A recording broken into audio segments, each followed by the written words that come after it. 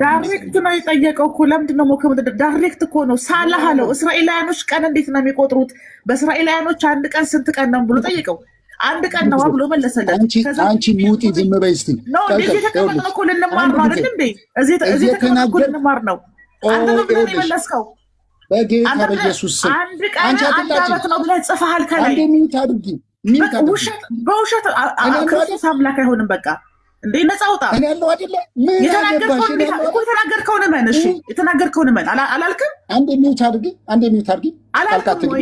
አላልክም ወይ ሚውት አድርጊ እባክሽ ሚውት አድርጊ በቃ ታንኪ አመሰግናለሁ ሚውት ስለምታደርጊ አመሰግናለሁ እየተናገርኩ ያለሁት ስለ ትንቢታዊ አመታቶች ነው እያወራሁ ያለሁት ኩፋሌንም መጥቀስ ትችላለህ ዳንቶሪ መጽሐፈ ኩፋሌ ላይ መጥቀስ ትችላለህ አንዱን ቀን እንደ አንድ ዓመት 40ውንም ቀን እንደ 40 ዓመታት አድርጎ እንደሰጠ መጽሐፍ ቅዱሳዊ ማስረጃዎች አሉ ሶ ይሄንን አባስተ እስራኤሎች አንድ ቀን የሚሉት አንድ ዓመትን ነው ተስማማን እስራኤሎች አላልኩም ትንቢታዊ ለምንድን ነው እንዴ እስራኤሎች አቷሻንተ ትልቅ ሰው አይደል ስንት ነው የሚለው አንድ ቀን ሰዎች ነው ሪካርድ ይውጣ እስራኤሎች ነው የተናገርከው ፊሊፒ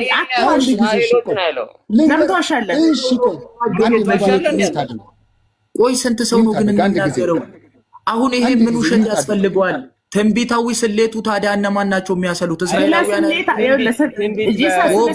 ለምን የተወራው እዚህ ተቀመጥነው ልንማር ትንቢተ ዳንኤልን አይደል እንደ ጠየቀው ኦፓል አንቺ ስለ ትንቢት አይደለም የጠየቀው አሁንም ልድገም ልጅ ሳሳሁሪ ሪካርድ እንዲወጣ እናደርጋለን ካስፈለገ እሺ ምን ላይ ነው መሰረቱ ልድገም ስለ ትንቢት ሳላህን ጠርቶት እስራኤላውያኖች እንዴት ነው የሚቆጥሩት ለእስራኤላውያኖች አንድ ቀን ስንት ቀን ነው ምኑን ነው የሚቆጥሩት ምኑን ነው የሚቆጥሩት ነው እሱ አይደለም ጥያቄው ቀጥታ የጠየቀው ነው ደግሞ አትበይ አየሽ ለዛ ነው መሰረቱ የጠየቀው አንድ ነገር ልንገርህ ለቀጥታ እስራኤላውያኖች ቀን እንዴት ነው የሚቆጥሩት ብሎ ሲጠይቀው ስለ ሳላህ አንድ ቀን ነው ብሎ መለሰለት በደንብ አዳምጠኝ ሲመልስለት አንተ ራስሽ አዳምጠኝ ከመጀመሪያው እየሰማሁ ነው አቡነ አውጣ ማህይም እንዴ ጀዝባ አስወርጁ ይሄኛውን ኦፓል ገደብ በጣም ስርዓት የላችሁም በእውነት በጣም ታሳዝናላችሁ ለኢየሱስ አምላክ አይሆንም በጉልበት በውሸት ኢየሱስ አምላክ አይሆንም የሰማ አላልክም ወይ ነው ጥያቄ ፊልጵስዩስ አላልክም ወይ እስራኤላውያኖች እንዴት ነው የሚቆጥሩት ብለህ ሳላልጠይቀው ሪካርድ ይውጣ አታወራም ሌላ ነገር እስቲ አላዳምጥህም ሪካርድ ይውጣ ሳላ ኢንተራፕት እያደረገ ስለነበረ ልል እችላለሁ እያልኩ ነው ያለሁት እስራኤሎች ልል እችላለሁ ብዬም ይሆናል ኢንተራፕት ያደርጋል በጣም ብዙ ጊዜ እየተወራ ያለው ስለ ትንቢት እኔ እያሳየሁ ያለው ስለ ትንቢት መሲሁን ስለሚገደል አንተ እኮ ነው የጠየከው ፊልጵስ አሁንም እኮ እዚህ የተቀመጥነው ጊዜ ትርፉን አይደለም ፊልጵ ቃል በቃል ልድገምልህ ቃል በቃል ታውቃለህ እኔ እንደማልዋሽ አንተ ሳላህ ጠርተኸው ሳላህን አስገብቶ ብለህ ሰጣችሁት ሳላህን ጠርተህ ምንድን ነው ያልከው ሳላህ አልከው እስራኤላውያኖች ቀን እንዴት ነው የሚቆጥሩት አልከው ለእስራኤላውያኖች አንድ ቀን ስንት ቀን ነው ብለህ ጠየቀው ሳላህ መልሶ አንድ ቀን ነው ብሎ መለሰልህ አንድ ቀን ብሎ ለመቁጠራቸው ማስረጃ አምጣ ስትለው አንድ ቀን ነው ሲልህ ልጨርስልህ ሲልህ አንተ ምን አልከው እስራኤላውያኖች አንድን ቀን አንድ ዓመት ብለው ነው የሚጠሩት ነው ያልከው ቃል በቃል እንደዚህ ነው ያልከው አይደልሽ እሱ የኔ ስህተት ነው ስለ ትንቢታው የኔ ኢንተራፕት እያደረገኝ ስለሆነ ይኸውልሽ ኢንተራፕት እያደረገኝ ስለነበረ ብዙ ልናገር ይችላል አይ አገር አንደርስታንድ አደረጋለሁ ኦኬ እሺ አድምጪኝ እያወራው ስለነበረ እኔ ስለ ትንቢታዊ ቀናት ነው እያወራለሁት ስለ ትንቢታዊ ቀናት ሽፍት ማድረግ እዚህ ጋር መሲሁ እንደሚገደል በትንቢተ ዳንኤል ላይ ተናግሯል ኢቭን ኢፍ ትንቢተ ኢሳይያስ ምዕራፍ 53 ተናግሯል መሲሁ እንደሚገደል ከ67 ሱባኤ በኋላ ከ69 ሱባኤ በኋላ እንደሚገደል ሶ እንዴት ነው ካልኩሌት የሚደረገው ብላችሁ ቼክ ስታደርጉት አንዱን ቀን እንደ አንድ ዓመት አድርጌ ሰጥቻለሁ ይላል ኢቭን ኢፍ ኮፋሌ እቀበለዋለሁ ከታሪክ አንፃር ብሩኬ ብዙ ጥቅሶች አሉ እንግዲህ ነብይነቱን የሚናገሩ ማለት ነው ኦሪት ዘጸአት ላይም ያለው ይናገራል ትንቢተ ኤርምያስም ላይ ብዙ ስለ ነብይነቱ የሚናገሩ ጥቅሶች አሉ ከአምላክነቱ ይበልጥ ማለት ነው። እንዲያውም የአምላክነቱ ግልጽ አይደሉም። አንድ በቃ ልመልስብህ። የብሉይ ኪዳን ትንቢት ነው። አብዛኛው መሲሁን ነው አድሬስ የሚያደርገው እሱ በስጋ ስለሚጠበቅ ማለት ነው። ኢየሱስ ክርስቶስ የመጨረሻ ነው ወይ ስትለኝ የነቢያቱ አስተምሮ ተፈጽሟል? የስ ተፈጽሟል። ኦኬ፣ ከመጽሐፍ ቅዱስ ማስረጃ አምጣ። መልካም። ዕብራውያን 1:1-2 በቀድሞ በነቢያት ተናገረ፣ በመጨረሻ ግን በልጁ ተናገረ። ዘጋው ማለት ነው። በመጨረሻ በቀድሞ በማን ተናገረ? በነቢያት። ኦኬ፣ ይህ የመጨረሻው መልእክት እንደሆነ ያሳያል ማለት ነው። ኢየሱስ ተገልጧል ማለት ነው። የነቢያቱ አስተምሮ ምን አልከኝ? እሱ ንገረኝ። ዕብራውያን 1:1-2 በቀድሞ በነቢያት ተናገረ፣ በመጨረሻ ግን ዕብራውያን ስንት አልከኝ? ብሩኬ ተናገረ። ዕብራውያን 1 ልክፈትልህ? አዎ ክፈት። ውስጥ መዘጋቱን የሚያሳይ በግልጽ ነዋ። ደስ ይለኛል። ስለ መዘጋቱ ነው አንተ የፈለግከው። በደንብ ተዘግቷል።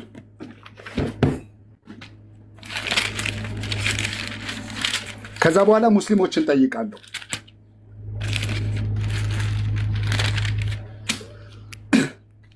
ይኸው ላንብብልህ። እግዚአብሔር ከጥንት ጀምሮ በተለያየ ጊዜና በልዩ ልዩ መንገድ በነቢያት በኩል ለአባቶቻችን ተናግሮ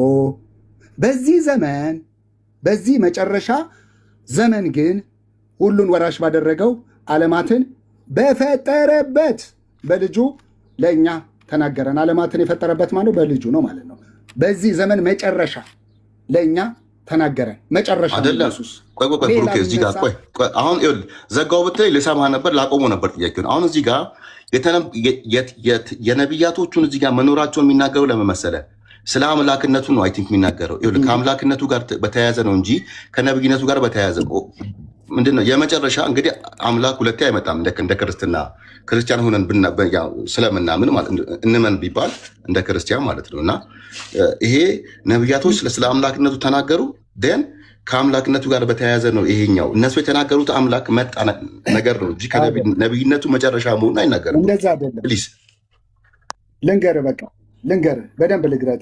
ይህ መልእክት የሚያሳየው በኋለኛው የመጨረሻው መልእክት በኢየሱስ እንደተገለጠ ነው፣ እንደተጠናቀቀ የሚናገረው በክርስቶስ። ብሩኬ አንብበው።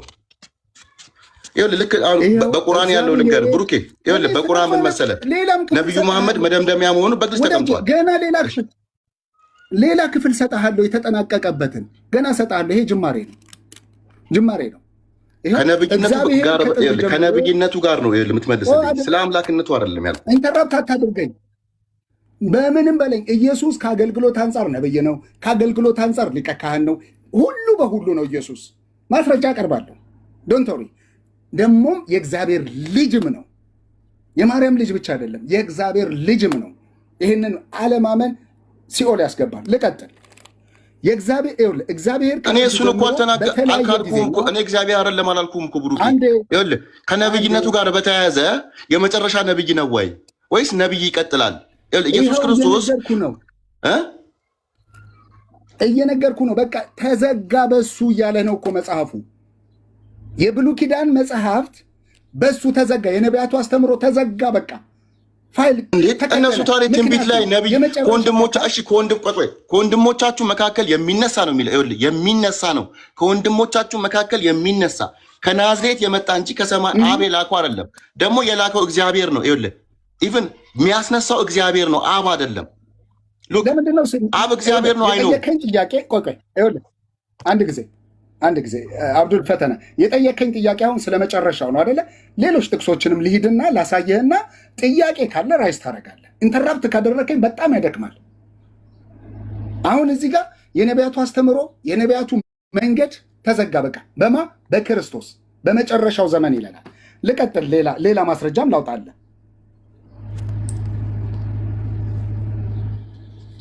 ገላትያ 1:8 ላይ ገላትያ 1:8 ላይ አውጣልሃለሁ።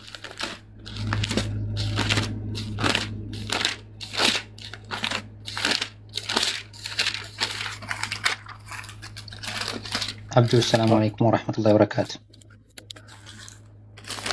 ሌላ ሀሳብ እንዳትዘረጉ። ሰላም አለይኩም። እንዴት ነህ? እስኪ ያወጣ ሀሳብ ስጡ፣ ችግር የለውም። እንደ ቀኑን ሙሉ እሱን መስማት መስመር እንዳለቀ ነው እንጂ ላይክ ቀኑን ሙሉ እሱን እየሰማን እኮ ነው። ሌላም ሰው ያወራ እንጂ በቃ የመጨረሻ ነብይ ነኝ አሉ። የመጨረሻ ነብይ ተባለ እኮ በቃ መደምደሚያ ነብይ ተባለ። ተዘጋ ማለት ነው ፋይሉ። እንደዛ ነው የፈለኩት ከነብይነቱ አንፃር። ስለዚህ ቆይ ልስን ብሩክ ይኸውልህ። ስለዚህ ነብዩ መሐመድ አንተ ወደ ሳይሆን በግድ ትቀበላለህ ነብይ መሆናችሁን። ለምን ነብይነት ኢብራሂም፣ ዳውድ ምናምን ሙሴ እያለ መጣ። ያ ነገር እንዴት ቆመ? የት ነው ቆመው? ቆይ የት ነው ቆመው? የት ነው ቆመው? ቆይ ስነግርህ አልገባህም። ቆይ እንዲገባ እገልጥልሃለሁ። እንዲህ ይላል ነቢያቱ እናዳምጠው። አብዱል አዳምጥ አንድ ጊዜ። እንዲህም አለኝ ቁጥር 10 22 10 ላይ ራእይ 22 10 ላይ እንዲህም አለኝ ጊዜው ስለደረሰ የዚህን መጽሐፍ የትንቢት ቃል በማህተብ አትዝጋው። አመፀኛውም በአመፁ ይቀጥል፣ እርኩሱም ይርከስ፣ ጻድቁም ይጽደቅ፣ ቅዱሱም ይቀደስ። እነሆ ቶሎ እመጣለሁ፣ ዋጋዬ በእኔ ዘንድ አለ፣ ለእያንዳንዱም እንደ ስራው መጠን እከፍላለሁ። አልፋና ኦሜጋ፣ ፊተኛውና ኋለኛው፣ መደምደሚያና መጨረሻው እኔ ነኝ። አልፋና ኦሜጋ ቴንኪ። ቆይ ያው ትንሽ ቆንጆ መሰለኝ። እስቲ ወደ አልፋና ኦሜጋ፣ ፊተኛውና ኋለኛው፣ መጀመሪያና መጨረሻው እኔ ነኝ ይላል ጌታ። ፊተኛውና መጨረሻው ችግር የለውም። ኢየሱስ ጌታ ነው። ኢየሱስ ጌታ ነው። አሜን አሜን አሜን አሜን አሜን። አንድ ደቂቃ ይሄ ዮሐንስ ራእይ ላይ ነው ያለው። ፊልጵዎስ ተረጋጋ። ሙቤ የአብዱ ጥያቄ ስለሆነ አብዱ በገባው መንገድ ይረዳ። ሙቤ ኢንተራፕት እንዳናደርግ። አብዱ ገብቶታል ወይ ነው? አብዱዬ ቀጥል። ጥያቄያችሁ ግን የተገናኘ አይመስለኝም። ብሩኬ መደምደምን ያልከው ቴንኪ ኦፓል ድገመው እስቲ። አልፋና ኦሜጋ ፊተኛውና ኋለኛው፣ መጀመሪያውና መጨረሻው ኤቶታል።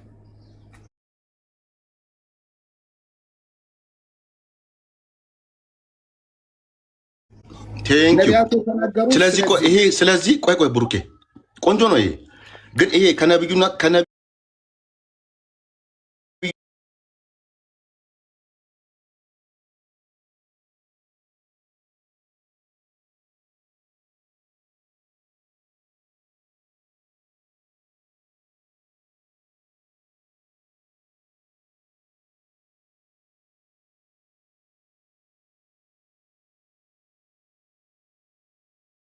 ነበር በኋላም ነብይ አይመጣውም። ብሩኬ መጀመሪያም ነብይ ነበር፣ አሁንም መደምደም። እኔ ይሄኛው ከአምላክነቱ ጋር የሚያያዝ ነው የሚመስለኝ። ብሩኬ አብዱዬ የብሉይ ኪዳንን መጽሐፍ ጠንቅቆ ካለማወቅ የተነሳ ነው አሁን የምጠይቀው ጥያቄ። ብሉይ ኪዳን መጽሐፍት መጀመሪያ ስርዓቱን ራሱ ስትመለከተው ይሄ የመቀደስ ስርዓት መቀደሱ በራሱ ክርስቶስ ነው። ይሄ ትርጓሜም ነው የሚታየው። መቀደሱ ነቢያቱ የሚያመለክቱት ክርስቶስን ነው። ጠቅላላ የተነሱት ነቢያት ትንቢት የተናገሩት ስለ ክርስቶስ እንጂ ስለሌላ አካል አይደለም። አንድ ቦታ ክርስቶስ ሲገለጥ ተጠናቀቀ እኮ ቴንኪው። ስለዚህ ነብይነቱ ስለ ነብይነቱ የተናገሩት ነገር ይበዛል ነው። አሁን እኮ ስለ አምላክነቱ ሳይሆን ስለ ነብይነቱ ነው የተናገሩት። ስለ መነሳቱ ከወንድሞች መካከል ይኸውልህ ከሰማይ አይደለም ይነሳል ይመጣል አይደለም ከመሬት ከዛው አስነሳችኋለሁ የሚለው ይኸውልህ የሚያስነሳው ማን ነው? እግዚአብሔር ነው፣ አብ አይደለም። ይኸውልህ እግዚአብሔር ማን ያስነሳል? ከወንድሞቻችሁ መካከል የሚመጣውን ሰው ነብይ ያስነሳል ማለት ነው። አየህ? ኦኬ አድምጠኝ። ይበዛል። ነብይነቱን የሚናገሩ ጥቅሶች፣ ትንቢቶች ይበዛሉ ነው የምልህ። አንድ ጊዜ አድምጠኝ። ይኸውልህ ያ ስለ ህይወት ቃል ነብይ እንደሚነሳም ተናግረዋል። አምላክ እንደሆነም ተናግረዋል። ያ ነብይ የሆነው አምላክም እንደሆነ ተናግረዋል። የሚያወሩት ስለ ኢየሱስ ነው። ማዕከላቸው ስለ ኢየሱስ ነው። የብሉይ ኪዳን መጽሐፍ። እሺ ኢየሱስ ክርስቶስ ነብይ ነው በል። እስቲ ብሩክ ኢየሱስ ክርስቶስ ነብይ ነው በል። ከአገልግሎት አንጻር ይኸውልህ፣ ከአገልግሎት አንጻር እስቲ ቆይ ኢየሱስ ክርስቶስ ነብይ ነው በል። ቆይ ኢየሱስ ክርስቶስ ነብይ ነው በል። ይኸው አሁን ነብይ አይደለም። ከአገልግሎት አንጻር ይኸውልህ ነብይ ነው እያልኩ ነው ያለሁት። መጽሐፉ ባለቤት እኔ ነኝ አይደል? ከአገልግሎት አንጻር ትንቢቱ የሚናገረው ከአገልግሎት ይኸው ተፈጸመ ብሎ በዮሐንስ ወንጌል ምዕራፍ 19:30 ላይ ኢየሱስም የወይን ጠጅ ተቀብሎ ተፈጸመ አለ። ረሱንም ምኑ ተፈጸመ፣ በቃ ምኑ የደህንነት ስራ ተፈጸመ፣ የደህንነት ስራ ተፈጸመ። እና የተፈጸመው ምኑ ነው? እንዴ ተረጋጋ። በመጮህ እኮ ተሰመነንም ፊሊፒ በግድ መኑኝ እኮ አስመሰለብህ አይደለም። ሌላ ቦታ እየሄደ ነው ብሩኬ። አሁን ተፈጸመ ያለው ምኑ ነው? ነብይነቱ ነው? ከነብይነቱ ጋር ይገናኛል ነበረው ነው ወይስ ደግሞ የምድር ላይ ቆይተው ነው? ታምሽ ይኸውላችሁ ጋይስ፣ ኢየሱስ ነብይ ነው ስንል በስጋው በሰውነት በኩል ነብይም ነው መርሳት የለብንም ማለት ነው። ነብይ ስለሚለው መጽሐፉ ማለት ነው። ሰውም ስለሚለው የስ ሰውም ነው። ግን ሰው ብቻ ነው ነብይ ብቻ ነው ብላችሁ ስታዩት መጽሐፉ ይህንን አያሳይም። ሰው ብቻ ነው ብለህ እንዳትቆም ያደርግሃል። እሱ የእግዚአብሔር ልጅ ነው በስጋ የተገለጠ አወጣጡ ከጥንት ከዘላለም ይላሉ እኮ ትንቢተ ሚልክያስ ላይ ቅድም ላነብላችሁ ስል ስታክ አረጋችሁ። ከጥንት ከዘላለም ነው። እኔ እኮ አንተ እኮ እኔ እኮ አንዳንዴ ታሳዝነኛለህ። የኔ ፍቅር በጌታ ፍቅር ተፈጸመ ያለው ምኑን ነው? ኦኬ ተፈጸመ ያለው መስቀል ላይ ሆኖ ተሰቅሎ የመራራ እንትን ካስጎነጩት በኋላ የደህንነት ስራ የሰው ልጆች የደህንነት ስራ የመጣበትን ዓላማ ተሰቅሎ ጨርሷል። እዛ ጋር ነው የሚመጣው እኮ የመጣበትን ዓላማ ተሰቅሎ ስለጨረሰ የመጣበትን ተልእኮ እንደጨረሰ ነው እዛ ጋር እያሳወቀ ያለው አይደለም። ተፈጸመ ማለት አይደለም። አንቺ እንዳልሽው አይደለም። ይኸውልሽ ተፈጸመ ሲል አድምጪ ሚታ ተፈጸመ ሲል ህግጋቶችን ፈጽሟል። መጀመሪያ የብሉይ ኪዳን ህግጋትን ፈጸመ። ከዛ በኋላ የመጣበትን ዓላማ ፈጸመ። ሌላ ነብይ እንደማይነሳ መጽሐፍቶች ይናገራሉ። አሳዩዋችሁ። በልጁ ተናግሮናል፣ እናንተ እንደፈለጋችሁ በሉት። እንደገና ደግሞ ከክርስቶስ ወንጌል የተለየ የሚሰብክ እርሱ የተረገመ ነው። የክርስቶስ ወንጌል ምንድን ነው? ፊሊፕ አሁን የክርስቶስ ወንጌል የክርስቶስ ወንጌል ክርስቶስ ወንጌል ይዞ መጥቷል። ክርስቶስ ሐዋርያቶች ወንጌል የሚለውና ኢየሱስ ወንጌል የሚለው አንድ ነው? አንድ አይነት ወንጌል ነው? ነው እቆቀኝ። ይኸውልሽ ክርስቶስ ራሱ ወንጌሉ ነው። ራሱ የምስራቹ ነው። ወንጌል ማለት የምስራቹ ነው። የምስራቹ ኢየሱስ ዞት የመጣው የምስራች ከየት የመጣ ነው? ራሱ የምስራች ነው። ከአብ ዘንድ የነበረ በስጋ ተገለጠ። ስለዚህ ንግግሮቹ አስተምሮ አይደለም የምስራች፣ የራሱ መምጣቱ በራሱ ወንጌል ነው የምትለው። ይኸውልሽ ወንጌል ስለ ልጁ ነው እንጂ ስለሌላ አይደለም። ስለ ልጁ እኮ ራሱ ወንጌል ከሆነ መምጣቱ ነው ወንጌል ወይስ የተናገረ ያስተማራቸው ነገሮች ናቸው ወንጌል የሚባሉት? ራሱ ወንጌል ነው። ራሱ ደምና ስጋው ከማርያም መወለድ ኢየሱስ ቃድምጪ ኢየሱስ ራሱ ወንጌል ነው። ኢየሱስ ስልሽ ይኸውልሽ አንድ የእግዚአብሔር ልጅ ነው፣ አንድ የማርያም ልጅ ነው። ከማርያም በስጋ ተወልዷልና ስለዚህ ይሄ ነው የሚያስደንቀው። ይሄ ነው ወንጌል ያስባለው። ይሄ ነው ኢንጂል ያስባለው። ስለዚህ ወንጌል የተባለው በኢሳይያስ ትንቢት ላይ የተነገረው ወንድ ልጅ ትወልጃለሽ የተባለችው ነው እንጂ መወለዱ አይደለም ወንጌል ነው ማለት ነው። ምክንያቱም ቀድሞ በትንቢት ተነግሯል። እርሱ ነው ስልሽ መወለዱም ወንጌል ነው። የምስራች እኮ ነው። ለዛ ነው ሂዱ የምስራች ሕፃን ልጅ ተጠቅልሎ ታያላችሁ፣ የምስራች ታያላችሁ እያለ እኮ መልአኩ ሲያዛቸው ሕፃናቱን አታይም? ከመወለዱ ጀምሮ የምስራች ነው። ስለዚህ ከመወለዱ ጀምሮ ኢየሱስ ይዞት የመጣው ወንጌል የለም። ወንጌል ራሱ ነው ካልክ መወለዱ ከድንግል መወለዱ ነው ወንጌል የሚሆነው እያልከኝ ነው። ወይም ደግሞ በስጋ መገለጡ ነው ወንጌል እያልከኝ ነው። ሐዋርያቶች የሰበኩት ወንጌል እና አሁን ጥያቄ እኛ ከሰበክነው ወንጌል የሚሰብካችሁ ቢኖር የተረገመ ይሁን ያሉት ሐዋርያቶች እና ኢየሱስ ራሱ ወንጌል ነው የሚባለው ሁለቱ ልዩነት አላቸው ወይ? ወይስ ደግሞ ሐዋርያቶቹ ራሱን ኢየሱስን ነው ሰብከናል ብለው የሚናገሩት? ጥሩ ጥያቄ። ወንደርፉል አልባል ሐዋርያቱ የሰበኩት ስለ ኢየሱስ ነው። ስለሌላ ወንጌል አልሰበኩም። እሺ ኢየሱስ የሰበከው ስለማን ነው? ኢየሱስ ስለ መንግስተ ሰማያት ስለ መንግስተ ሰማያት በእሱ የሚያምን ስለማ መንግስት በአባቱ ዘንድ ስላለ መንግስት ሰው መንግስት የመንግስቱ ባለቤት አባቱ ነው። ስለ አባቱ መንግስት ነው የሰበከው። ራሱም የመንግስቱ ባለቤት ነው። ይሄ የስራ ድርሻ ላይ በጣም ኮንፊውዝ ስለምትሆኑ ነው። ይሄ አውትዋርድ ፈንክሽን ኤንድ ኢንዋርድ ፈንክሽን የሚባል አለ። እዛ ላይ በጣም ኮንፊውዝ ስለምትሆኑ ነው። አብ ልጁን ይወዳል፣ ልጁን የሚለውን ሁሉ ያደርጋል። ኦኬ፣ አባት ልጁን ስለሚወደው ማለት ነው። ስለዚህ ስለ ልጁ ነው ወንጌል፣ ስለሌላ አይደለም። ስለዚህ ወንጌል ኢየሱስ ሐዋርያቶች የሰበኩት ወንጌል የጠየቀ ኢየሱስ የሰበከው ወንጌል ስለ መንግስተ ሰማያት ከሆነ ያ መንግስት ደግሞ የአባቱ መንግስት ነው። በአባቴ ቤት ብዙ መኖሪያ ያለ እያለ የተናገረው መንግስት ማለት ነው አይደለም? ኤግዛክትሊ። ስለዚህ የዛ መንግስት ሲሰብክ የነበረው ኢየሱስ ስለ አባቱ መንግስት ነው። ሲያስተምር የነበረው ስለ አባቱ ትእዛዛቶች ነው። ስለዚህ ኢየሱስ የሰበከው ወንጌል የአብን ወንጌል ነው ማለት ነው። ወይም ደግሞ የአብን ቃል ነው ሲናገር የነበረው ማለት ነው አይደለም? የአብ ወንጌል የሚባል አለ። እስቲ ማስረጃ አምጪ እኮ የኢየሱስ ወንጌል የሚባል የለም አልከኝ። አንተን እኮ ጠየቅኩ። አትንተባተቢ፣ ማስረጃ አምጪ። አንተ እኮ እየጠየቅኩ ያለሁት ስለ አባቱ መንግስት እኮ የተናገረው ወንጌል የምስራች ነው ካልከኝ ወንጌል የምስራች ነው ብለኸኝ አይደለ? ስለ አባቱ መንግስት ከሆነ የምስራች ያደረገው የምስራች የሚባለው ወንጌሉ ከሆነ ገባ አይደለ? የምስራች ብሎ የሰበከው የእግዚአብሔር መንግስት ደግሞ መንግስትነቱ የአባቱ ነው። በአባቱ መኖር ያለ ብለው ተናገረለት። ያ መንግስት የኢየሱስ መንግስት አይደለም። ስለዚህ ሲጠራ የነበረው እንዲገቡ አንድ ጊዜ ወንጌል ስለ መንግስተ ሰማያት ነው ያልሽው? ስለ መንግስተ ሰማያት ነው ያልሽው? አልወጣም። አንተ ነህ እኮ ያልከኝ እንደለው አልወጣኝም። ወንጌል ስለ ልጁ ነው። ዝም በይ። ወንጌል ስለ ልጁ ነው። ልጁ ራሱ ነው ወንጌል እያልኩሽ ነው። ልጁ የሰበከውስ አሁን ይኸውልህ ወንጌል ስለ ልጁ የሚሆነው እነ ጳውሎስ እነ ዮሐንስ እነ ማቴዎስ ሲናገር ራሱ ኢየሱስ ሲናገርስ ኢየሱስ ወንጌል አልተናገረም ወይ? የኢየሱስ ንግግር ምንድን ነው የሚባለው? ኢየሱስ ደቀ መዛሙርቶቹን ሰብስቦ ሲያስተምር የነበረው ሲናገር የነበረው ነገር ምንድን ነው የሚባለው? ስለ ወንጌል ነው አይደለም? የምስራች ነው አልከኝ። የኢየሱስን ወንጌል ልንገርሽ። መጀመሪያ ብዙ ጊዜ ኮንሰንትሬት እንድታደርጉት የምፈልገው ዮሐንስ ወንጌል ምዕራፍ 1 ቁጥር 1 በደንብ እንድታስተውሉ ትፈልጋለሁ። ሁልጊዜ ስለ ኢየሱስ ስጠይቁን ዮሐንስ ወንጌል ምዕራፍ 1 ምን ይላል ብላችሁ አስቡት። በመጀመሪያው ቃል ነበረ፣ ቃልም በእግዚአብሔር ዘንድ ነበረ፣ ቃልም እግዚአብሔር ነበረ ይለናል።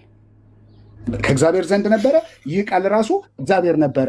ኦኬ፣ ይሄ እግዚአብሔር የተባለው ነው እንግዲህ ቃል እግዚአብሔር የነበረው ቃልም ስጋ ሆነ ሲለን ይሄ የምስራች ነው። ሀው ያስብላል። እንዴት ያስብላል? የተወለደው የምስራቹ ወንጌሉ እሱ ነው። ኦኬ፣ ከዛ በኋላ ስለዚህ የኢየሱስ ነገሮች ምንድን ነው የሚባሉት? አሁን የእሱ አስተምሮ ምን ተብሎ ነው የሚጠራው? አጎት እንዳላደክም ስብከት ነው እንጂ ወንጌል አይደለም። ልንገርሽ እንዲያ እዛው ዮሐንስ ወንጌል ምዕራፍ 1 ላይ ለሰው ሁሉ የሚያበራ እውነተኛው ብርሃን ወደ ዓለም ይመጣ ነበር ይላል። ወደ ዓለም መጣ ነበር ይላል። ወዴት ነው የመጣው? እውነተኛው ብርሃን ለሰው ሁሉ ነው የሚለው። ወደ ዓለም ይመጣ ነበር ካለም በኋላ በዓለም ነበረ፣ ዓለሙም በእርሱ ሆነ። ምን? ዓለሙም በእርሱ ሆነ፣ ዓለሙም አላወቀውም ካለም በኋላ የእርሱ ወደ ሆነው መጣ ይላል። ከዛ በኋላ በስጋ የመጣው በእስራኤል ነው። የእስራኤልን ዘር ይዞ ነው የመጣው የተወለደው። ኦኬ፣ የእርሱ ወደ ሆነው ወደ ገዛ ወገኖቹ መጣ፣ አልተቀበሉትም ይላል። ምክንያቱም እናቱ ከላይ አይደለች አባቱ ሲሄድል እያሉ አልተቀበሉትም። የሚናገረው ነገር ለተቀበሉት ሁሉ በስሙ ለሚያምኑት ለእነርሱ የእግዚአብሔር ልጆች የሆኑ ዘንድ ስልጣን ሰጣቸው ይላል። እነርሱም ከእግዚአብሔር ተወለዱ እንጂ። ብሩኬ እንትን ከስር ኮመንት ላይ ቃልም ኬክ ሆነ የሚሉት ማን ናቸው እንዴ? እንደዚህ አይባልም። እሺ ሚዩት አድርጋቸው። አንዳንድ ሰው ውስጥ ጤነኛ አይመስለኝም። ስማ፣ ቃልም ስጋ ሆነ ሲባል ቃልም ኬክ ሆነ ይላሉ። በተወደደ ስጋ ተዋቸው። ፊሊፕ አጎቴ ጥሩ እየመጣህልኝ ነው። አሁን ኢየሱስ ስብከት ነው ያስተማረው ብልኸኛል። የሰበከው ስለ ራሱ ነው ወይስ ስለ ማን ነው የሰበከው? ስለ ራሱ። ስለዚህ ኢየሱስ የተናገራቸው ስለ ራሱ አባቱ እንዴት እንደላከው አዲስ ኪዳን ኤግዛክትሊ። ይኸውልሽ ያ ስለ መጽሐፉ የሚያወራው ማዕከሉ ኢየሱስ ነው። ስለ እሱ ነው የሚያወራው። ስለዚህ ስለ አባቱ እንደላከው ይኸውልሽ አባቱ እንደላከው በእርሱ የሚያምን የዘላለም ሕይወት እንደሚያገኝ ይናገራል። ስለ ራሱ ነው የሚያወራው ወንጌሉ።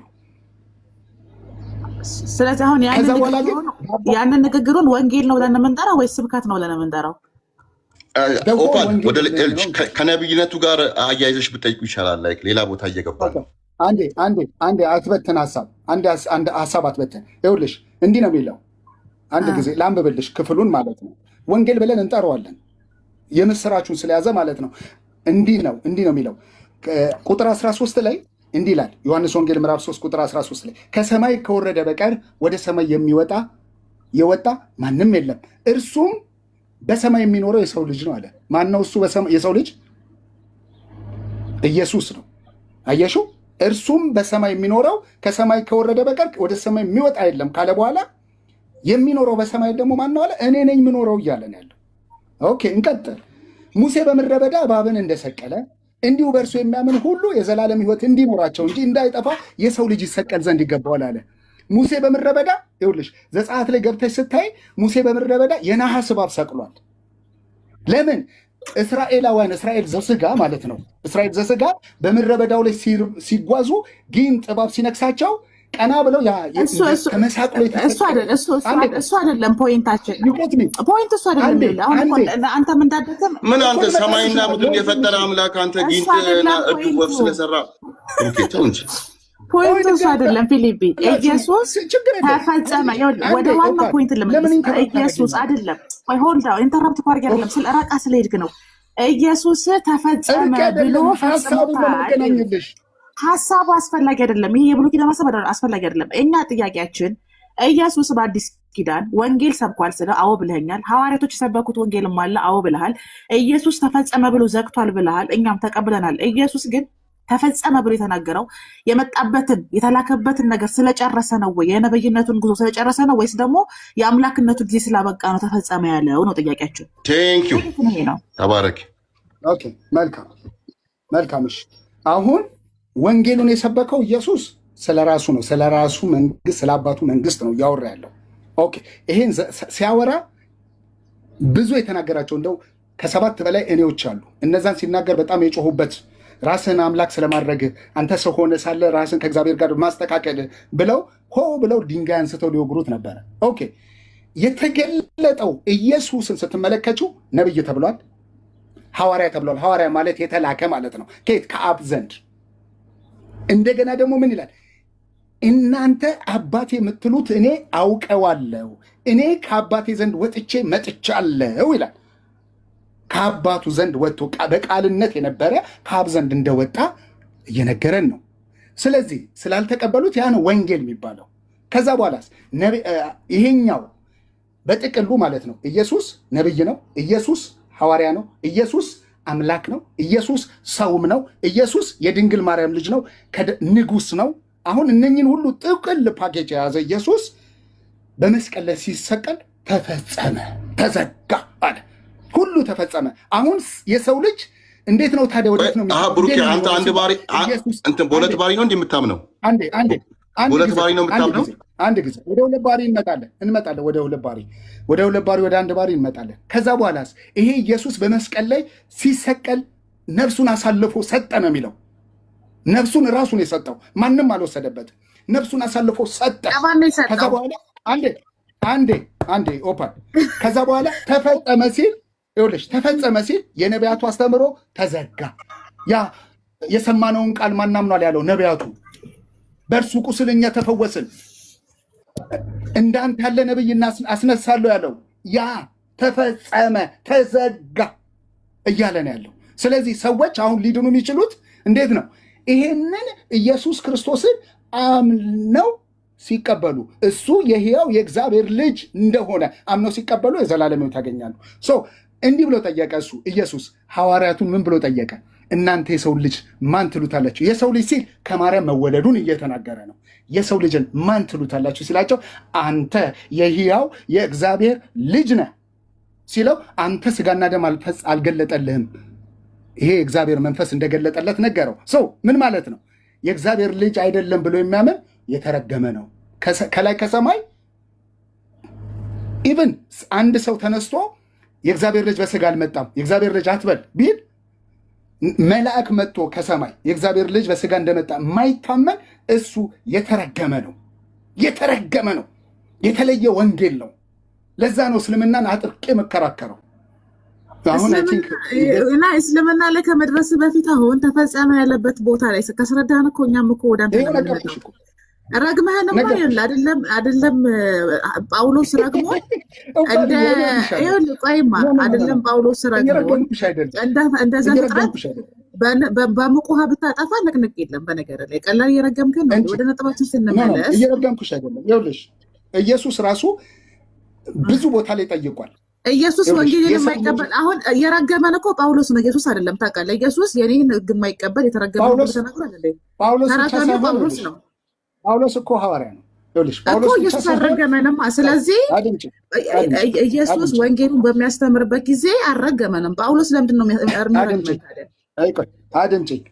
ሐዋርያ ዮሐንስ ራሱ ምን ብሎ ተናገረ መሰለሽ? ሐዋርያ ዮሐንስ በመልእክታቱ ላይ እንዲህ ብሎ ተናገረ። ክርስቶስ የእግዚአብሔር ልጅ እንዳልሆነ የሚናገር ክርስቶስ በስጋ እንደተገለጠ የማይታመን ክርስቶስ እሱ የእግዚአብሔር ልጅ አይደለም ብሎ የማይታመን እንደሆነ የማይታመን እሱ የክርስቶስ ተቃዋሚ ነው ብሎ ዘግቶታል። ትኩስ በትኩስ ነው። ይሄ በጣም ቆንጆ ንግግር ነው። በነገር ላይ የምወደው ንግግር ነው። ክርስቶስ የእግዚአብሔር ልጅ እንደሆነ የማይናገር የተረገመ ይሁን ከሆነ የሚለው ክርስቶስ እግዚአብሔር ነው ብለው የሚናገሩም የተረገሙ ይሁን እያለ ነው አውዱ። በነገር ላይ አይደለም። አንዴ ጥቅሱን ላውጣው። ከተባለ ውጭ ማለት በራሱ እርግማን ነው። ስለዚህ ክርስቶስ የእግዚአብሔር ልጅ ነው ብለው የማይመሰክሩ የተረገሙ ይሁኑ ካለ ክርስቶስ እግዚአብሔር ነው ብሎ የሚናገርን በራሱ ያልተጻፈ ስለሚናገር የተረገመ ይሁን። አጋንንት የእግዚአብሔር ልጅ እንደሆነ ያምናሉ። ምን ትላለህ በዚህ ላይ? አንዴ ሚት አድርጊ። አንዴ ችግር የለውም እሱን እንነግርሻለን። አይ ሀሳብ ሼር እናድርጋ። ብሩኬ አንድ ሰው ብቻ መያዝ የለበትም ማለት ለሁሉም ሰው መድረኩ ፍሪ ይሁና። ሌሎችም ሀሳብ ይስጡ። ችግር የለውም። ይሄንን አንብቤ ጨርሳለሁ። ቆይ እንዲያውም ፈሪ አንዴ ቆይ፣ ይቅርታ ብሩኬ አንዴ ይቅርታ። እሺ ብሩኬ አንዴ ይቅርታ። እሺ እነ ሐሰንም መጥተዋል። እስቲ ሐሰን አለ። ቆይ አንዴ ብሩኬ እባክህ በሞኖፖል ያዝከው ፕሊዝ። አንድ ጥቅስ ላንብብና በሞኖፖል እኮ ያዝከው። አንድ ጥቅስ ላንብብና ትቀጥላላችሁ። እሺ እኮ አንድ ጥቅስ ላንብብና ትቀጥላላችሁ። እንዲህ ነው የሚለው። ኧረ ፊሊፒ ውሃ እየጠጣ ባይሆን እኔ ኮመንት እየጻፍኩ ነው። እየጠጣ የሆነ ነገር እየጠጣ የእግዚአብሔር መንፈስ በዚህ እንደሆነ ታውቃላችሁ። ኢየሱስ ክርስቶስ በስጋ እንደመጣ የማይታመን በስጋ እንደመጣ ነው የሚለው። የሌለ ነገር ሊመጣ አይችልም። በስጋ የመጣው አወጣጡ ከጥንት የሆነ እንደሆነ ማለት ነው። እንደመጣ የማይታመን መንፈስ ሁሉ ከእግዚአብሔር የሚታመን መንፈስ ሁሉ ከእግዚአብሔር ነው አለ። ኢየሱስ ክርስቶስ በስጋ እንደመጣ የማይታመን መንፈስ ሁሉ ግን ከእግዚአብሔር አይደለም። ይህ የክርስቶስ ተቃዋሚ ነው። መንፈስ የክርስቶስ ተቃዋሚ መንፈስ ነው። ይህም እንደሚመጣ ሰምታችኋል። አሁንም በዓለም አለ አለ። የክርስቶስ ተቃዋሚ መንፈስ የተባለው ዳቢሎስ ነው። ይሄን የተናገረው ኢየሱስ ከሆነ ልክ ነው። ጳውሎስ ከሆነ ግን ልክ አይደለም። ምክንያቱም ቀድሞ ኢየሱስ ወንጌል ስለሰበከ ማለት ነው። ጥያቄ ግን ተረጋጊና አሁን ሐሰን ይቀጥል።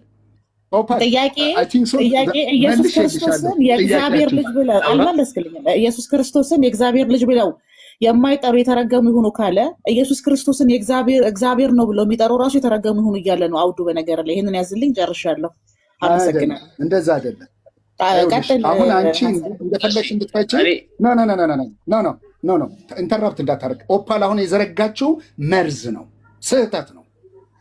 አምጪ ብላት አንድ ጥቅስ አታመጣልኝ። ለምን የተባለው ኢየሱስ ክርስቶስን የእግዚአብሔር ልጅ ብሎ የማይጠራ የተረገመ ይሁን ካለ ኢየሱስ ክርስቶስን የእግዚአብሔር ልጅ ብቻ ነው ብለህ መጥራት ያለብህ እንጂ ኢየሱስ ክርስቶስ እግዚአብሔር ነው ካልክ የተረገምክ ነህ እኮ ነው አውዱ። በቃ ግልጽ እኮ ነው። ታዲያ እግዚአብሔር ልጅ እኛ ታዲያ እያልን ያለነው እኮ የእግዚአብሔር ልጅ ነው። የእግዚአብሔር ልጅ እግዚአብሔር ነው ትሉ ይል እንዴ? ኢየሱስ ክርስቶስ እግዚአብሔር ነው አይደል የምትሉት? አድምጪ። የእግዚአብሔር ልጅ በስጋ እንደመጣ የማይታመን ነው እያልኩሽ ያለሁት። አሁን በስጋ ነው የተገለጠው፣ ያ ቃል እግዚአብሔር የነበረው ማለት ነው። አሁን አንቺ በምትይው አውድ ሳይሆን ያለው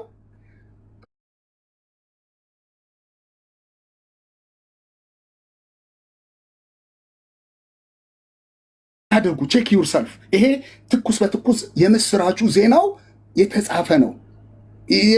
በቃ ተሰንዶ ቁጭ ብሏል፣ ተዘግቷል። ሌላ ወንጌል አንቀበልም። ከሰማይ ወንጌል ይዘው ቢመጡ ማለት ነው። እሺ አንዴ አዳምጠኝ።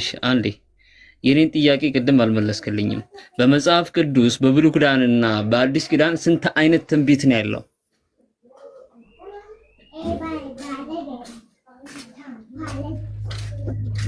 አልገባኝም።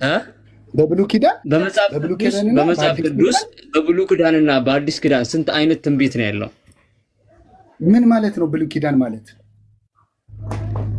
እሺ በብሉይ ኪዳን ያለው ትንቢትና በአዲስ ኪዳን ያለው ትንቢት ምንና ምን ተብሎ ይጠራሉ? እሺ ሁለቱን ያሉት ሁለቱ ምንና ምን ተብሎ ይጠራሉ? እስቲ ይሄን ንገረኝ። እሺ አሁን ብሉይ ኪዳን ማለት ምን ማለት ነው? አዲስ ኪዳን ማለት ምን ማለት ነው? ጥያቄን በጥያቄ ኧረ በፈጠረህ አምላክ ተሆን እና አትመልስልን። መልስ ነው ያለው። ብሉይ ኪዳን ማለት ምን ማለት ነው? አዲስ ኪዳን ማለት ምን ማለት ነው? አልገባህም። እያልኩ ያለሁትን አዳምጥ። መጀመሪያ አዳምጥ። እያልኩ ያለሁት ምንድን ነው? በዋናነት በመጽሐፍ ቅዱስ ስንት አይነት ትንቢት አለ? እሺ አሁንስ ኦኬ፣ በዋናነት በመጽሐፍ ቅዱስ ስንት አይነት ትንቢት አለ? እንግዲህ ክርስቶስ ዳግም እንደሚመጣ ይናገራል። ስንት ትንቢት አለ ነው ሙባሪክ? ስንት ትንቢት አለ ነው? ስንት አይነት ነው? ከነብይነቱ ጋር በተያያዘ ትንቢት አለ ወይ? ከአምላክነት ጋር በተያያዘ ለማለት ፈልገህ ነው? ሐሳብ እስቲ መልሱ ራስ መልሰው። የፈለገው ይሁን ብቻ በመጽሐፍ ቅዱስ ስንት አይነት ትንቢት አለ? እስቲ ምን ለማለት ፈልገህ ነው አንተ? እስቲ ወደ መልሱ ምን እንዲፈልገህ ነው? ምን አስበህ ነው አንተ? አብዱል ፈታና ቆይ አንተ ኖ አይደለም፣ ሞክ ለማድረግ እንደሆነ ያለሁት ግልጽ ነው። ኖ አይደለም፣ ክሊር የሆነ ጥያቄ ነው። ስንት አይነት ትንቢት አለ?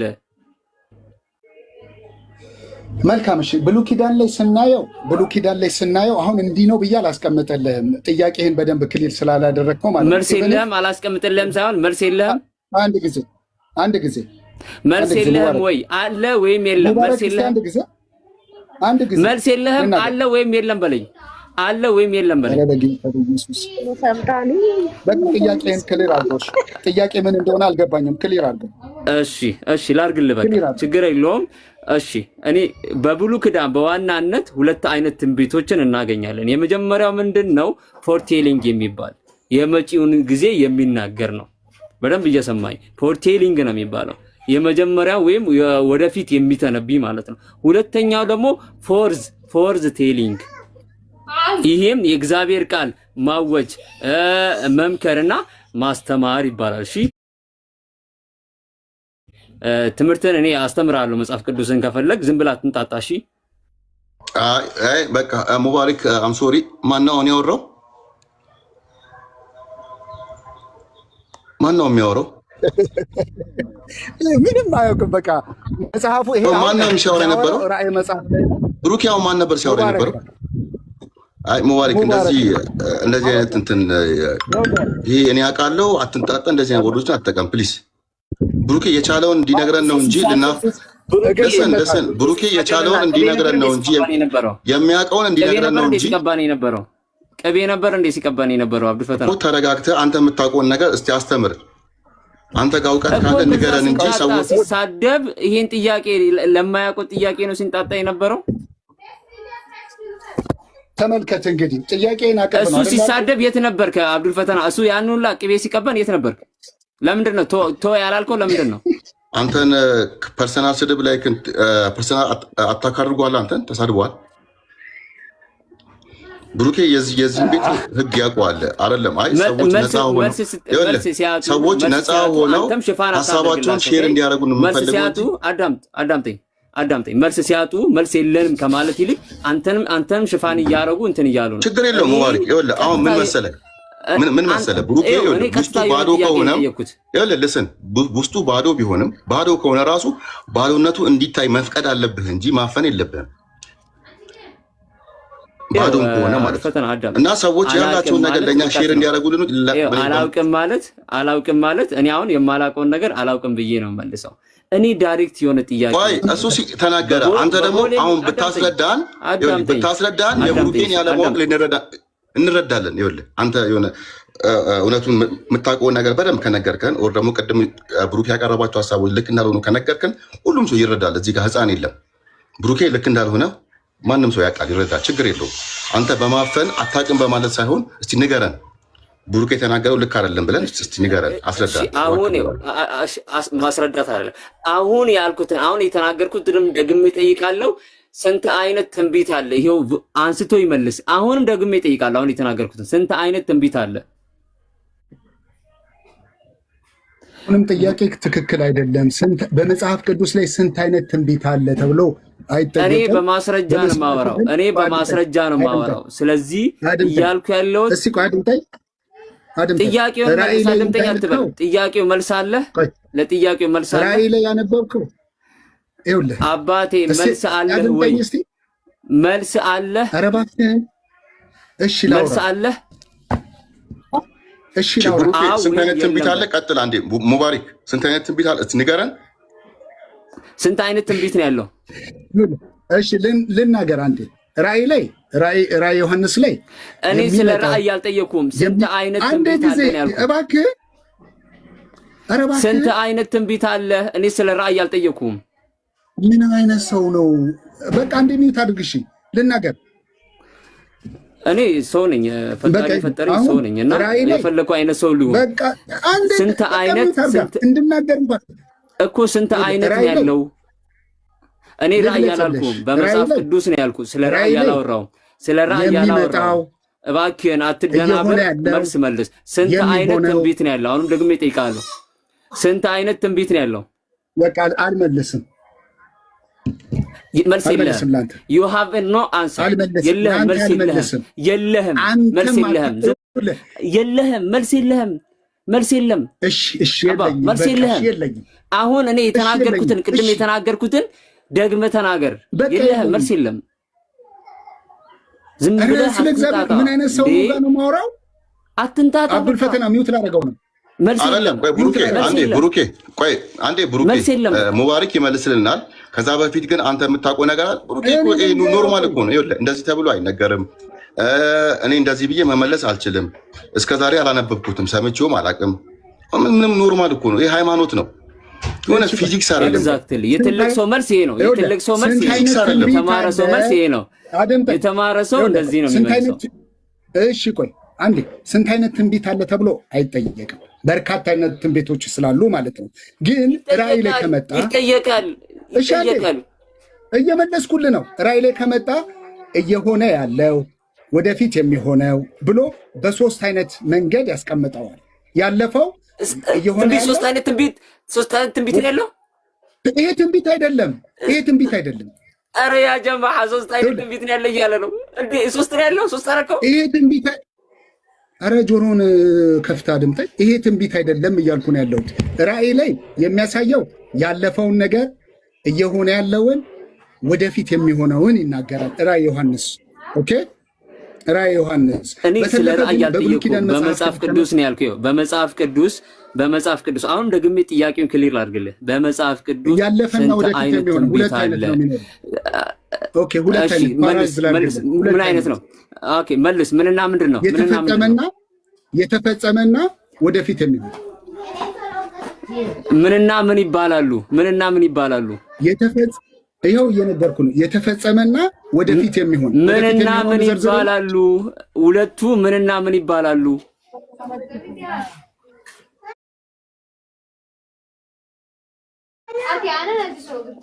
ሁለቱ ምንና ምን ይባላሉ? በቃ አንተ ተናገር። ኧረ እባክህን መልስ። ምንና ምን ይባላሉ? ኧረ እባክህን መልስ ስጠን። ምንና ምን ይባላሉ? እባክህን መልስልን። ምንና ምን ይባላሉ? ኧረ ሙባሪክ እሺ በቃ አንተ መልስና አንተ ንገረን። አንተ ሀሳብን ቀጥል እባክህ። አንዴ ቆይ አብዱል ፈተና አንተ ዝም በል። አብዱል ፈተና ሌሎቹም ሀሳብ እሺ ሙባሪክ እና ሙባረክ ራእይና ትንቢት ነው የሚባለው። አቡበከር በቃ ንገረና ያስጨንቀው። ሙባረክ ወይ ሐሰን ቀጥል ሀቢቢ። ኦኬ አንተ ጥያቄህን ጠይቀውና ወይም ሐሳብህን ግለጽና 1 ደቂቃም ሆነ 2 ደቂቃ ወስደህ ከዛ ፊሊጶስ ደግሞ ሲናገር እንዳታቋርጠው። ከዛ እሱ ከጨረሰ በኋላ አንተ እሱ በተናገረው ላይ ደግሞ ሐሳብህን ትሰጣለህ። ፊሊጶስ የምትጠይቀውን ጥያቄ መልስ። ልክ እሱ ሲያወራ ሙባረክ ሲያወራ ጣልቃ እንዳትገባበት። ፊሊጶስ ሲያወራ ሙባረክ ጣልቃ እንዳትገባበት። ኦኬ ኦኬ ኦኬ። በጣም ፊልጶስ መጠየቅ ትፈልጋለህ? ትመልሳለህ? አትመልስም? ጥያቄውን ያቀርብልህና ከዛ አንተ መልስ። ሙባረክ አይገባብህም። ፊልጶስ አለህ ወይስ ከሌላ ሰው ጋር እንቀጥል? ጤውን ራይዝ ያድርግ። በቃሽ፣ ጠይቀው ሀቢቢ። በመጽሐፍ ቅዱስ ሲባል በመጀመሪያ ደረጃ ወደፊት የሆነውና እየሰማኝ ወደፊት የሚሆነውና ሆኖ ያስተማሩት ነገር ነው መጽሐፍ ቅዱስ ላይ ያለው። እኔ እያልኩ ያለሁት መጽሐፍ ቅዱስ ላይ ያለው ያ ሁለቱ ነገር ምንና ምን ይባላሉ? ምንና እንዴትና ምንድን ነው የሚገልጹት? እኔ አጠር ያለ መልስ ይኸው፣ በቃ ጥያቄ መልስ ብቻ ይኸው።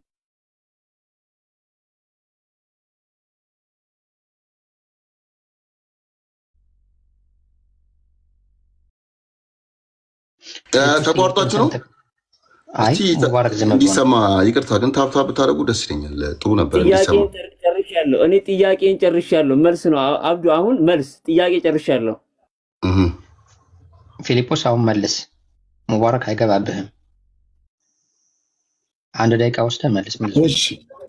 እሺ አሁን እሱ ስፔሲፋይ አድርጎ 2 አድርጎታል። አንደኛው ይሄ ቀጥታ ትንቢት ወይም ደግሞ ዳይሬክት ፕሮፌሲ የሚባለው አለ በብሉይ ኪዳን ውስጥ። መሲሐዊ ትንቢቶች አሉ። ይህም በብሉይ ኪዳን ውስጥ አሁን እሱ ፓራፍራይዝ አድርጎት ማለት ጠቅልሎት 2 ብሏል። አለማወቅ ነው። ምሳሌያዊ፣ ምልከታዊ ኦር ሲምቦላይክ ፕሮፌሲዎች አሉ። ምሳሌያዊ ማለት ነው። አሁን ሰብሰብ አድርጌ ነው እየነገርኩ ያለሁት። ሁኔታዊ ትንቢቶች አሉ። የአሁን ሁኔታ መግለጫም እንትኖች አሉ። ስለዚህ አሁን አንተ ምንድን የትኛውን ነው የምትጠይቀኝ? 2 ብለኸኝ አስቀመጥከው። እኔ አሁን መሲሐዊ ትንቢት አለ፣ ሁኔታዊ ትንቢት አለ፣ ምሳሌያዊ ትንቢት አለ።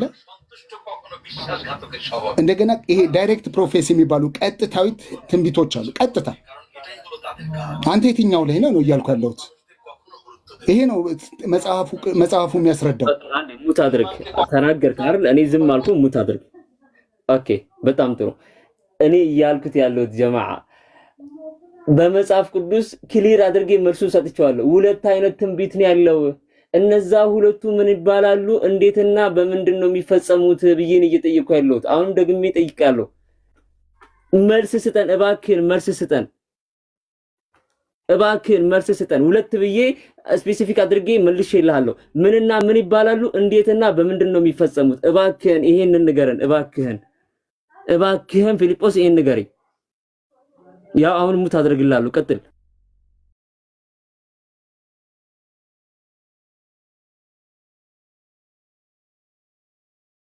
ኦኬ፣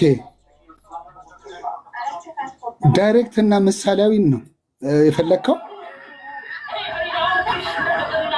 ዳይሬክት ፕሮፌሲ አለ፣ ምሳሌያዊ ፕሮፌሲ አለ። የፈለግኳት በቃኝ። እኔ አይደለም ለህዝቡ እየነገርኩ ነው። ለህዝቡ መልስ። ይኸው በቃ እኔ አሁን 2ቱን ቀንሼ የለ ማለት 3ቱን ቀንሼ የለ ቀጥታና ምሳሌያዊ ወይም ምልከታዊ ፕሮፌሲዎች አሉ፣ ኦር ቴዎሎጂካል ሲምቦሎች አሉ። ከዚህ ውጭ ካለ እኔ ያልጠየቅኩህን አታውራ። እኔ ያልጠየቅኩህን አታውራ። እኔ ሌላ አላውቅማ። በቃ ሌላ አላውቅም። ትንቢት የሚባል ነገር አለ። ትንቢት ማለት ወደፊት የሚነገርና አዳምጣ። እኔ ሙት አድርጌ አዳምጫለሁ አይደል? ሙት አድርግና አዳምጠኝ። እኔ እየጠየቅኩ ያለሁት ክሊር የሆነ ጥያቄ ነው። እባክህን አሁንም ካላወቅህ አላውቅም በለኝና እኔ ልንገርህ ደግሜ ቅድም የነገርኩህን 2 ይባላሉ። እሺ ቀለል አድርግልህ። ይኸው አዳምጠኝ። እኔ ቀለል አድርግልህ። 2ቱ ምንድነው የሚባሉት? ፎርቴሊንግ እና ፎርዝ ቴሊንግ ይባላሉ። እነዚህ ሚኒንጉ ምንድናቸው? ኧረ እባክህን ንገረኝ። እንዴትና በምን ነው የሚፈጸሙት? ማስረጃ አምጣ። ለምታወራው ነገር ማስረጃ አምጣ። አሁን እኔ ስናገር በጥቅል ነው ያወራሁት። እባክህ አሁን ለመልስ ለጥያቄ መልስ ስታጣ እኔን እያወራለሁት እኔ ማስረጃ ሳሊዝ አላወራም። እባክህን ማስረጃ ሳሊዝ አላወራም። እባክህን እንዳንተ አልንጣጣም። እኔ ለጥያቄ መልስ ስታጣ መልሱን ከኔን ለማግኘት አትንጣጣ። እኔ መልስ ነው የጠየቅኩ። እኔ መልሱን ግማሽ ሰጥቻለሁ። ሁለት ይባላሉ። ፎር ቴሊንግ እና ፎርዝ ቴሊንግ ይባላሉ። በምንና እንዴት ይፈጸማሉ? ይሄን ንገረን። እሺ በቃ ካልሆነ በቃ አላቅም በለንና እንዝለለው። ይኸው እኔ ከብሉይ ኪዳን መጽሐፍት ዳይሬክት ፕሮፌሲዎች አሉ፣ ኢንዳይሬክት መሳዊ ትንቢቶች አሉ። ልቀጥል። ሌላውን እኔ ጀርባይን እንትን አደረገኝ ስለ እግሬን አትከክልኝ። ተው እኔ ጠየቁን መልስልኝ። እኔ ወደ ባሌ ነው የሚሄደው ስትል አንተ ቦሌ አትሂድ እባክህን። እኔ ቦሌ ሄጄ መልሰዋለሁ። አንዴ ሚውት አድርግ። እኔ ነኝ የመለስከለው። ሚውት አድርግ። መልስ ስጥ። ዝም ብለህ ፋላሲ አትስራ። አትጩ ፋላሲ አትስራ። መልስ አምጣ። መልስ የለህም ወይ? መልስ የለህም? ሚውት አድርግ። እሺ መልስ የለህም ወይ? መልስ ከሌለህ የለንም በለን። መልስ የለህም? ልመልስልህ። ሚውት አድርግ። መልስልን። እሺ እባክህ መልስልን። ቴንክ ዩ። ዳይሬክት የተባሉ መሳይክ ፕሮፌሰሮች አሉ። ይኸውልህ ቀጥታ የሆኑ ትንቢቶች አሉ።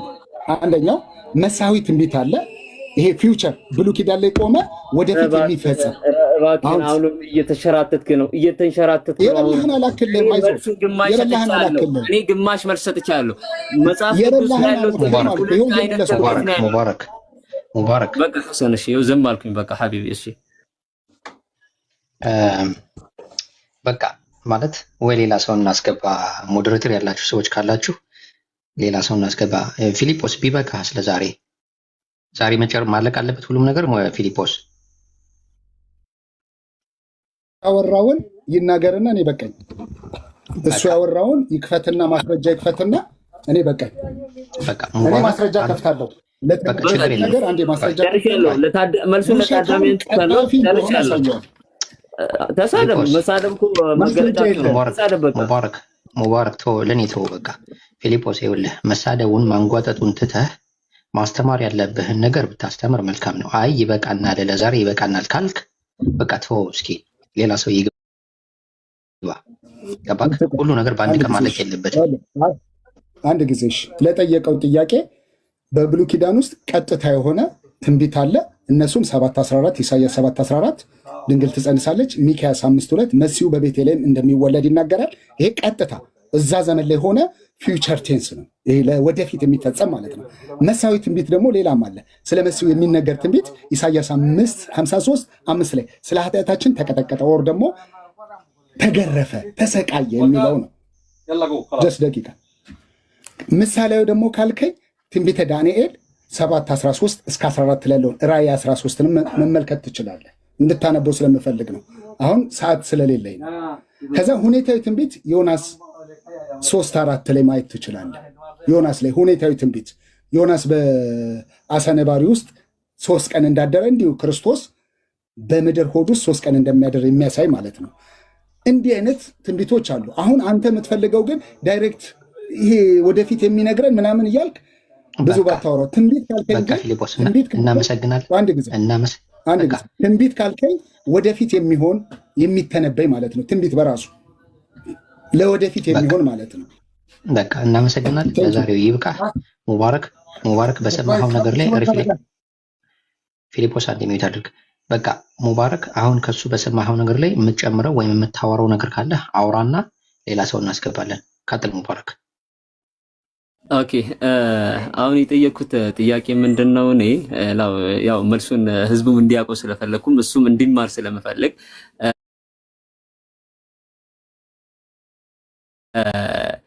በመጽሐፍ ቅዱስ ሁለት አይነት ትንቢት ነው ያለው። ሌላ ምንም አይነት ትንቢት የለም። ሁለት አይነት ትንቢት ነው ያለው። እሱ ምንድነው? ፎር ቴሊንግ ነው የሚባለው። መጀመሪያ ፎር ቴሊንግ የመጀመሪያው እንደዛ ተብሎ የሚጠራው ነው።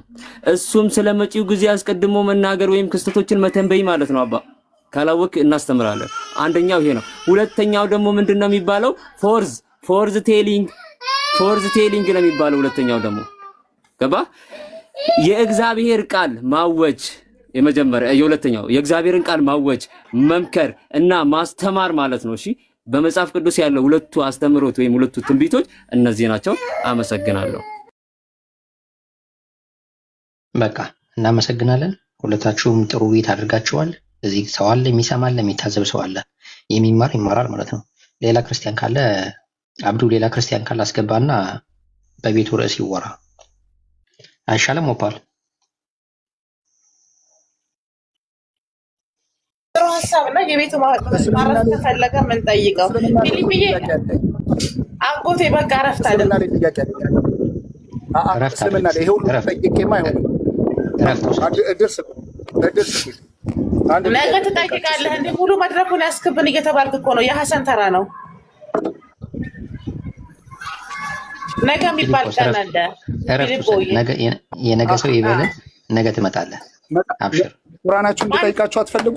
ነገ ትጠይቃለህ። ተጋሰው ሲመላለስ አይውልም። ፊሊፕ እኛ እናዝንልሃለን እንዴ። ነገ ማንም ሰው ጥያቄ ጠይቅህ አንተ ትጠይቃለህ። ፕሮሚስ። ልጅህን አታምናትም? ማንም ሰው ጥያቄ ጠይቅህም ነገ አንተ ቀን ነው። ማንኛውንም ጥያቄ ይዘህና እሺ ፊሊፖ። ዛሬ ግን እረፍት አድርግ። ትስማማለህ? አጎት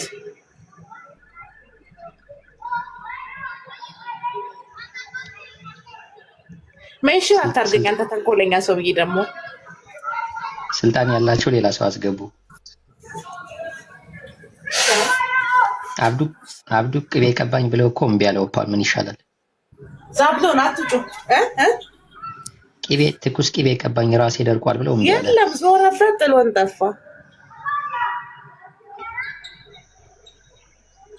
አይደለም ክርስቲዬ ከአራት ሰዓት በላይ ነው ፊሊጶስ ያወራውና አብዱ ምን አለ? ሌላ ሰው ደግሞ መድረኩን ይጠቀምበት አለ። ድግግሞሽ ሆኖ እንዳይሰለቸው ነው። ሰው ከሌለ ግን ከሐሰን ጋር ቀጥሎ ካልደከመ አጎቴ ፊሊጴ ለኔ ግን ነገ ክርስቲ እኮ ከቅድም ጀምሮ ከቅድም ጀምሮ አስገቡኝ እያለች ነበረ። ነግቤኔና እኔ አላየሁም እኮ ይቅርበኝ እና ይቆይ። ኧረ አንዱ ሰዎች ነው ማውርደሽ አስገቢያት እያልኩሽ ነበርኩ። እኔ ወርዳለሁ ትግባ። እኔ ወርዳለሁ ትግባ። ቆይ ተቀመጥ አንተ ክሪሴት አለሽ። አይኔ ብዙ ጊዜ አይን በነገርሽ ላይ እድሜዎች የአርባዎቹን ያለፈ ነው።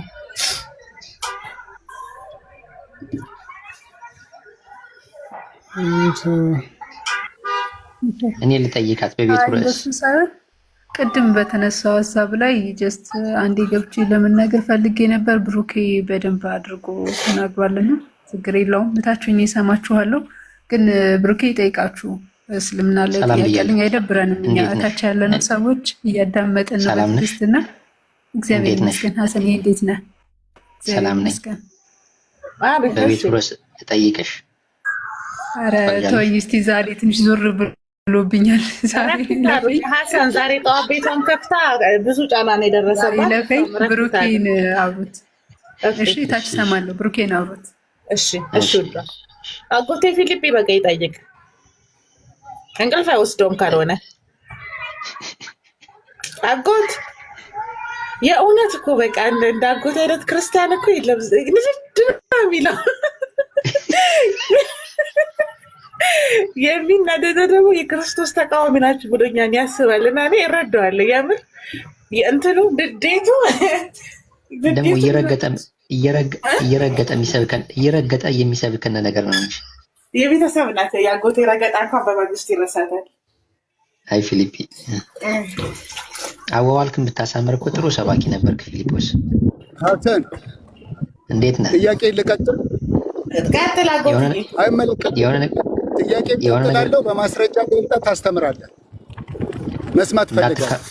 ክርክር እንዳታደርገው እሺ። አስቆመሃለሁ። ጥያቄ ሲኖረኝ አስቆመሃለሁ። የምታስቆመኝ ከሆነ ክርክር ነው የሚሆነው። ጥያቄውን መልሱን ታውቀዋለህ አታውቀውም? የምጠይቀውን ጥያቄ መልሱን ታውቀዋለህ? ተመልከት። ቆይ እንዴ ምን ነው ከኔ ፈለግከው? ነው መልሱን ታውቀዋለህ ወይስ አታውቅም? ኦኬ መልሱን የምታውቀው ሙስሊሞችን ገልጬ ማሳየት ስለምፈልግ ነው። ቆይ አንዴ እሺ። ይኸውልህ መልሱን የምታውቀው ከሆነ ክርክር ነው የሚሆነው። ምክንያቱም እኔ በመልስልህ አትቀበልማ። አንተ ጋር ያለውን መልስ እኔ ልክ ስመልስልህ አመሰግናለሁ ትላለህ። አንተ ጋር ተቃራኒ የሆነ መልስ ግን ስመልስልህ ክርክር ስለምታደርገው መልሱን የምታውቀው ከሆነ መልሱን የማታውቀውን ጥያቄ ጠይቀኝ። ለመሰለ እንደዛ ማድረገው እንደዛማ አላደርግም። ሙስሊሞች የያዙት መጽሐፍ ትክክል እንዳልሆነ ማሳየት ነው ፈልገው ነው። እንደዛማ ከሆነ ማለት ነው ትክክል እንዳልሆነ ኦፍኮርስ ይሄንን ነው ፈልገው። አላማ ምን ሆነና ቆይ ሐሳቤ ልግለጽልህ። የምትጠይቀውን ጥያቄ ሐሳቤ ልግለጽልህ። የምትጠይቀውን ጥያቄ መልሱን የምታውቀው ከሆነ ሐሰንን መጠየቁ ትርጉም የለውም። ምክንያቱም አንተ የምትፈልገውን ከኋላ ኪስህ ያለውን መልስ እኔ ስለማልመልስ ማለት ነው። እንደ እስልምና ስመልስ ስለማትቀበለው ኪስህ ጋር ያለውን መልስ ጋር ስለሚጋጭብህ አትቀበለውም። ክርክር ነው የሚሆነው፣ ጭቅጭቅ ነው የሚሆነው። ገባክ አይደለ? ነው እንደዛ አይደለም። እኔ ኤቪደንስ ነው የምፈልገው። ልክ እኔ ገልጬ እንዳሳየሁት አንተም ገልጠህ ነው የምታሳየኝ። ካለ አለ ትለኛለህ። ምኑን ነው ገልጠህ ያሳየኝ? እኔ እስካሁን መጽሐፉን ገልጬ ነው ላትረዳው ትችላለህ። ኢንተራፕት ስለሚያደርጉኝ እንጂ አብዛኛው ተመልሷል፣ ተዘግቷል። በቃ ችግር የለውም። እኔ እስካሁን ከገባሁበት ሰዓት ጀምሮ ስሰማ ከቆየሁት ነገር ማለት ነው። አፎን ሐሰን ነቢል ዜንን አስገቡት፣ ኦፒ አስገቡት እያሉ ነው ከስር። ነቢል ዜን እጃችሁ ላይ ያለው መጽሐፍ ክርስቲያን ነው። እጃችሁ ላይ ያለው መጽሐፍ ሙስሊም ነው። ትክክል አይደለም። አንተ ጻፍ ነቢል እና በቂ ሙስሊም እኮ አይደለም። እጃችሁ ላይ ያለው መጽሐፍ አይ መጠየቅ ፈልጓል። አይ ቲንክ መጠየቅ መፈተን ፈልጓል መሰለኝ። ኦኬ እንደዛ ከሆነ ጉድ ላክ ና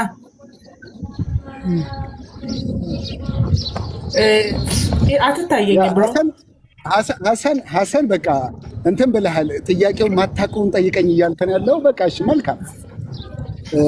የማታውቀውን ይኸውልህ፣ እኔ አሁን ለምሳሌ ክርስትና ላይ እያወኩኝ የምጠይቀው ጥያቄ አለ፣ ሳላቅ ደግሞ የምጠይቀው ጥያቄ አለ። እያወኩኝ የምጠይቀው መልሱን ራሴ እያወኩት የምጠይቀውን ጥያቄ በሚመለስልኝ ጊዜ ግብና ሰጣ ገባ ውስጥ አልገባም። ገባክ አይደለ? በቃ ጠየቅኩኝ፣ አንተ መለስክ፣ አመሰግናለሁ ብዬ የማልፈው ነገር ይኖራል። ነገር ግን ጥያቄውን እያወኩኝ አንተን ስጠይቅህ ትክክለኛውን ነገር ለእኔ እንደምትመልስልኝ እንደማትመልስ ስለማቅ እከራከርሃለሁ፣ ሰጣ ገባ ገባለሁ። ገባክ አይደለም? ስለዚህ እንደዛ አይነት እንዳይሆነው ሃይማኖተኞች ነንና የማታውቀውን ጥያቄ ካለ ጠይቅና፣ ወይንም ደግሞ ኢቭን የምታውቀውን ጥያቄ እንኳን ብትጠይቅ እኔ በመመለስልህ ጊዜ አትከራከረኝ። ነብይ ነው አይደለ? ጀስቲስ ወይስ የተሳሳተ ሰው ነው ያስገባው? ወይ ከነቢል ጋር ያው ትክክለኛ ሰው ነው ያስገባሽ። ትክክለኛ ሰው ሶሪ አጎቴ ሐሰን ቀጥል። ጥያቄ ጠየቄ አፌን ነው መዘጋው። ካላችሁ ታሳያላችሁ፣ ከሌላችሁ የለንም ብላችሁ ታወራላችሁ። እሺ ጠይቅ እስኪ፣ ታፈንኩ እንዳትል ጠይቅ። እንዴት ነው አድርገህ ሐሰን አንዳንዴ በአንድ ጉዳይ ላይ ዱዌል ከማድረግ ጥያቄውን ይጠይቅ፣ መልስ ይስማ። ተስማማው አልተስማማው ለራሱ ሲሆን ይቀራል። እንደዛ አድርገህ ጥያቄን ፎርዋርድ አድርገህ ፊሊፕስ ሲወት ቀጥል። እሺ ሐሰንዬ በደንብ አስተውለው ማወራው ማለት ነው። ኢየሱስ ክርስቶስ ሰሃባዎች አሉት። ሰሃባዎቹ ናቸው መጽሐፍ ቅዱስን የጻፉት። ያ ማለት ሐዋርያቶቹ ማለት ነው። በህይወት እያሉ ነው ሐዋርያቶቹ አጠናቀው የጻፉት። አሁን የኔ ጥያቄ የሚሆነው መሐመድ ሰሃባዎች አሉት፣ ተከታዮች አሉት። አንድ ሰሃባ አብረውት የነበሩት ሰሃባ ማለት ነው የጻፉት አንድ ማስረጃ ስጠኝ። ስለ ቡካሪ አይደለም መጠየቀው። ቡካሪ ከ200 ዓመት በኋላ ተነስቶ የጻፈው ነው። በደንብ አስተውለኝ። ስለ ቡካሪ ሳይሆን አሁን እጅግ ላይ ስላለው ቁርአን ሳይሆን ሰሃባዎቹ የጻፉት የመጀመሪያ የመሐመድ ሰሃባዎች መሐመድን በአይን ያዩት፣ በእጃቸው የዳሰሱት፣ ያ ግለሰብ የዳሰሱት እነሱ የጻፉት መጽሐፍ ነው ፈልገው፣ ቅብብሎሽ አይደለም። ቴንክ ዩ። መጽሐፉን እነሱ የጻፉትን መጽሐፍ ነው የማሳይህ ወይስ የጸሐፊውን ስም ነው የማሳይህ? የጻፉት መጽሐፍ ካለ ግለጥና አሳይህ። የጻፉትን እንዴ ቁርአኑ ይኸውልህ፣ ቆይ አንዴ ላሳይህ። ፊሊፒ አልገባህም? አንዴ ቆይ ገብቶኛል። ላይክ እንደ ቡካሪ የጻፉት መጽሐፍ እከሌ የሚባል ሰሃባ በመሐመድ ዘመን ነበረ ይሄው የጻፈው መጽሐፍ ብለህ ቁልጭ ያለ በቃ ማከራከር። አሁን ሚዩት አድርግና ጥያቄህን መልስህን ስማ። እሺ እንደ ምሳሌ ጠቀሰልህን ግን ሀሳን ሰምቼዋለሁ። እኔ ወደ ኋላ ተመልሼ በሰጣ ገባ መግባት ስላልፈለግኩ ሰምቼዋለሁ። እንደ ምሳሌ ብሎ የተናገረውን ሰምቻለሁ። እኔማ ጌታ ተረፈው ብዬ እኮ ደነገጥኩ። አንተ ደግሞ እንዴት ዝም አለ ብዬ ሰምቼዋለሁ። ክርክር እንዳልገጥመው ብዬ ነው። እሱ ጋር ክርክር አልገጥመም ብዬ ነው። ቁርአኑ ላይ ተመርክዤ ለመመለስ ስለፈለግኩኝ ነው። ስልጣን ያላቸው አንዴ በትልቁ አድርጉኝ። ራሱ ፊልጵስዩስ አለው ስልጣን። በትልቁ አድርገው ፊልጵስዩስ፣ በትልቁ አድርገኝ ፊልጵ። እኔ በትልቁ ማድረግ እየቻልኩኝ አይደለም፣ እንዴት እንደሆነ አላውቅም። ፊልጶስን ወደታች አድርጋችሁ እኔም በትልቁ አድርገኝ። ተመልከት ፊልጵ፣ ይሄ ማለት ነው። መጀመሪያ ስም ጥቀስልኝ። አንዴ ልጠቅስልህ ነው። አንዴ አትቸኩል እስኪ። እሺ ቀጥል። ተመልከት እዚህ ጋር ይሄ አላህ ነው። ከዛ አላህ ቁርአኑን ለማን ሰጠ? ለጅብሪል አለይሂ ሰላም። ለጅብሪል ደግሞ ለነብዩ ሙሐመድ እዚህ ጋር ላሉት ማለት ነው። እዚህ ጋር